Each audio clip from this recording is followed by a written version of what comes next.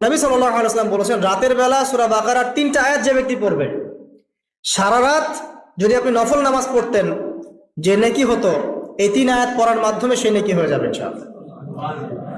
ঠিক আছে? সারা রাত ধরে নফল নামাজ পড়া কি কষ্টকর না? এর যে সবচেয়ে সহজ হচ্ছে আপনার সূরা বাকারার শেষের 3টা আয়াত পড়বেন, ঘুমিয়ে যাবেন, ইনশাআল্লাহ সারা রাতের নেকি আপনার আমলনামায় লেখা হবে।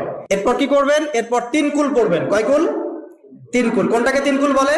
বিসমিল্লাহির রহমানির রহিম, কুল হুয়াল্লাহু আহাদ এটা একটা, কুল আউযু বিরাব্বিল ফালাক এটা একটা, কুল আউযু বিরাব্বিন নাস এটা একটা। এই 3টা সূরা কার মুখস্থ নাই? এমন কেউ কি আছে যে এই 3টা সূরা মুখস্থ নাই? কি হবে এটা পড়লে? নবী সাল্লাল্লাহু আলাইহি ওয়াসাল্লাম বলেছেন, দৃশ্য বা অদৃশ্য, মানে যা দেখা যায় যা দেখা যায় না, এই দৃশ্য অদৃশ্যের জগতের কোনো ক্ষতি তাকে স্পর্শ করবে না। প্রোটেকশন, আল্লাহর পক্ষ থেকে প্রোটেকশন।